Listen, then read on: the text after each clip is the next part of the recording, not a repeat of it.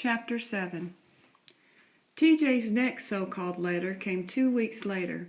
I ripped open the padded envelope, hoping this time there would be a note with some real news in it, some good old-fashioned descriptions of rifle reports, or a hand grenade rolling across a jungle path, something that would give me a real feel for what it was like to be TJ right then. It might be tough for me to actually get a job as an ambulance driver in Vietnam, but if TJ would just write me a real letter, it would be like I was there in Vietnam right beside him. But all that envelope contained was 2 rows of film in their little black canisters with their little gray caps. His letter to my parents was boring as the one before. The food was bad, the nurses were nice, a couple of them were even pretty. He had been riding in some medevac helicopter, which was the helicopter that went to pick up the wounded soldiers. That last part had potential to be interesting, only TJ didn't describe an actual time when he had ridden in the helicopter out to a battle scene. My 7th grade English teacher, Miss Robertson, would have deducted 10 points for lack of specific detail. Because I was a natural in the darkroom, I decided to try developing the film alone, without Sergeant Byrd there to guide me through every step. I felt nervous about it, but I reasoned that I couldn't depend on Sergeant Byrd to be there to help me with the entire time TJ was in Vietnam.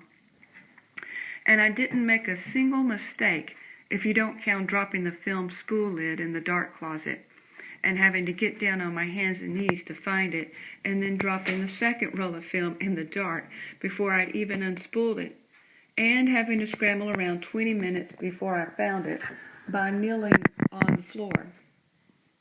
But I didn't expose the film, and that was all that counted. When I finished getting it on the spool and then into the canister and got the lid on tight, I mixed the developer and poured it into the canister. I poured out the developer after 10 minutes, poured it in the vinegary-smelling stop solution. After that came the fixer. Then I rinsed off all the chemicals, pulled out the negatives, and hung them up to dry from the clothesline sprung across the room, and went out to talk to Private Hollister. I wish TJ would write me a real letter, I told him after we sat down across from each other at his desk and began to deal the cards for a game of gin. I don't even know if he got the pictures I developed for him. When did you send them? A week ago. He ain't got the package yet, then, or he's just getting it right now. Well, you think he'd want to see how I did on my first roll of film before he sent me any more? I leaned back in the chair, thinking about how badly I wanted to hear what TJ had to say about the job I had done with his film. He'd only asked me for contact sheets, where each negative was printed in miniature so you could see all your pictures from a roll of film on a sheet of paper. I'd done a sheet for him, but I'd also done prints of each photograph. Private Hollister picked up a card from the top of the deck. Your pictures look pretty good to me. Or TJ's pictures, I guess I should say. I bet he'll like them a lot. Did your folks like them? Yeah, I guess. My mom hung 2 of them on the refrigerator, so I guess she liked them. This new batch looks pretty interesting from what I can tell, I said, discarding and picking up a card from the deck. It's hard to tell exactly what you're looking at when you're looking at a negative. Definitely people, but I think there might be some of helicopters this time. We played 5 hands of gin, with Private Hollister coming out on top, 3 hands to 2. I guess I'll go print those pictures now, I said. Those negatives ought to be dry. I hope there's some good stuff, like maybe a combat picture or something. Maybe some North Vietnamese prisoners of war. Sergeant Byrd taught me some Vietnam talk when we worked on the last roll of film. Like an ambulance is called a cracker box, and you call the enemy Charlie or Mr. Charles. You know, Jamie, there's something... Private Hollister started, stopped, coughed. There's just this one thing you ought...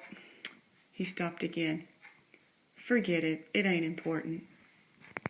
Are you sure? I asked him, itching to get to that film. Private Hollister nodded. Nothing that can't wait till later. I made contact sheets of both rolls of film. Last time I'd printed all the pictures, but this time I decided to be more picky.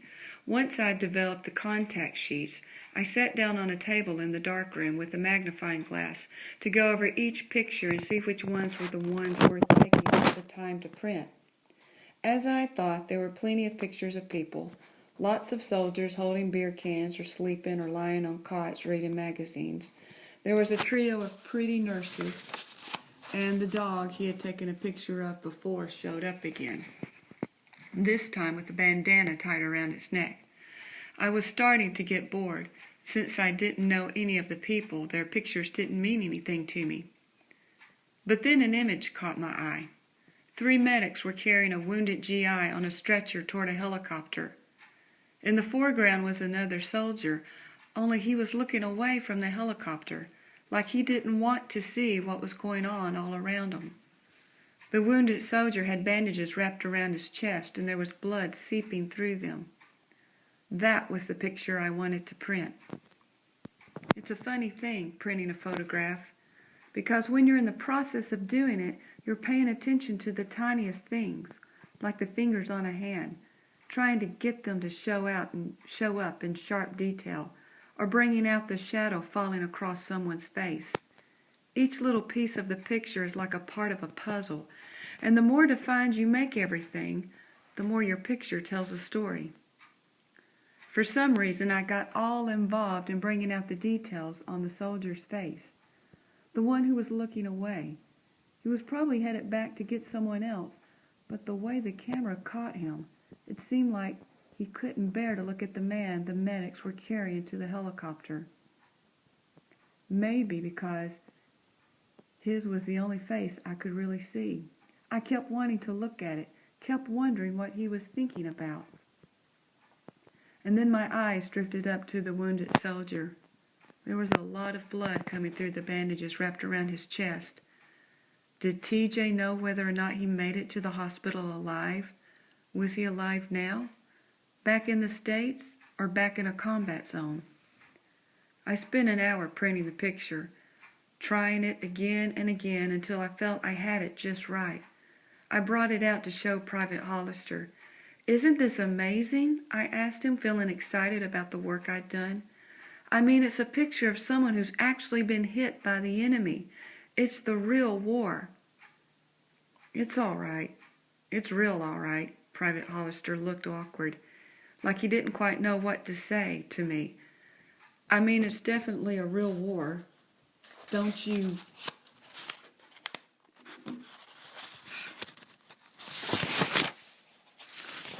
know if I want to look at pictures of people who are getting killed there, though? I've seen enough of that on TV, I guess. Heard enough about it on a day-to-day basis over the last few years. Did you ever know anyone who got killed over there?" Private Hollister was quiet for a minute. I wondered if he was going through a list of buddies, trying to remember if everybody was still accounted for. He cleared his throat. "Yeah, well, my brother Barney did, right at the beginning, back in '65. Hardly anybody knew there was a war on then, not like the way it is now with protesters and hippies and everything." "Your brother died?" For some reason, I found this answer nearly unacceptable. Private Hollister wasn't the sort of person who had a dead brother. He wasn't the least bit tragic. "Did you cry?" He laughed and looked up in the air like he didn't know how to answer that question, and was hoping the ceiling might have some advice for him. "I don't know why I even asked that," I said quickly. "It's just that if TJ died in Vietnam, I'd cry. But I'm a girl." "My mom cried," Private Hollister said, sounding more comfortable all of a sudden. Like the topic of girls crying was a lot easier for him to handle. "Man, she cried a whole river. The doctor finally had to give her some pills. My mom has these pills the doctor gave her for bad headaches. She takes one, she sleeps for 24 hours straight." "Huh," Private Hollister said, like I had just told him something very interesting and worthwhile. Right about then, we ran out of conversation. I put the picture down on Private Hollister's desk, picked it up again. "Well, I guess I'll go clean up in the back. I'll do some more printing tomorrow." After work, that is. Don't forget, I'm here to work. You're here to play cards is more like it, Private Hollister grinned. That too, I agreed. Then I walked back to the darkroom to clean up the mess I'd made. I pinned the picture of the soldier back up on the line and leaned over to pick up some scraps of cut-out negatives off the floor. As I tossed them into the trash can, a shiver zipped down my arms to the tips of my fingers, the way it did whenever I was lying in bed in the dark and got convinced there was a ghost watching me from the corner of the room. But when I looked around the dark room, all I saw was the picture of the soldier on the stretcher, his face peering down at me from the clothesline. Later, when I looked at that picture again, I stared for a long time at the soldier, imagining what I would do differently if I decided to print it again. I wished I could see the soldier's face. I thought about the fact that he might have been somebody's brother, somebody who was waiting for him to come home. I knew that was the picture I wasn't going to show to my mother. Chapter 8. In the weeks before TJ left to join the Army, things around our house got loud and very quiet at the same time. The loudness came from TJ yelling, "Hey, have you seen my lock to my footlocker?" from upstairs when everyone else was downstairs, or from me yelling across the hall, "Hey TJ, I'm going to the PX. You want me to get anything on your list?" It also came from my mother, who, despite a certain talent for keeping a stiff upper lip during these times, kept having a minor emotional outburst, like when she was doing dishes by herself in the kitchen and suddenly cried out to no one, "Whose idea was it to have this war anyway? Whose idiotic idea was it?" The quiet came from the colonel. All spring, the big mystery had been why the colonel was so against TJ enlisting. At first, I thought it was my mother who made him say all those things to TJ about how fun college would be and how it would be a shame to miss it. My mother is a former Southern Belle debutante, very flowery and chock full of good manners, but she generally gets what she wants. Only she hardly ever comes right out and forces things to happen. She's more subtle than that. It wouldn't be at all unlike her to work behind the scenes, making little suggestions to the colonel about what he should say to TJ to get him to change his mind about enlisting. Add to that fact that the colonel is 100% gung-ho Army. Hoo-ah, yes sir, the last person on earth you'd think would try to keep someone from joining up. How many times had I heard the colonel talk about the honor of sacrifice? When we were stationed at Fort Bragg, North Carolina, he'd driven me and TJ to the Veterans Hospital over in Durham one Christmas just to pay our respects to the soldiers there, a lot of whom had fought in World War II. "We owe our gratitude and respect," the colonel had said. "The very least we can do is wish them a Merry Christmas." This was a man who didn't want his son to enlist? So it had to be my mother making the colonel try to convince TJ to break his enlistment contract. I was sure of it. But one night, when we were sitting at the dining room table playing Scrabble after dinner, the colonel said, "You won't have 2 seconds to play tic-tac-toe where you're going, son." And my mother sighed and said, "Would you please stop, Tom? This has gone on long enough. Please honor TJ's decision." Well, that rocked me right back in my chair. It was clear from my mother's tone of voice that the colonel had been getting on her nerves for some time now, too. Only up until this point, she'd been too much of a lady to let it show. But if it wasn't my mother behind the colonel's constant nagging about it, what did that mean? That the colonel himself didn't want TJ to enlist? This plain floored me.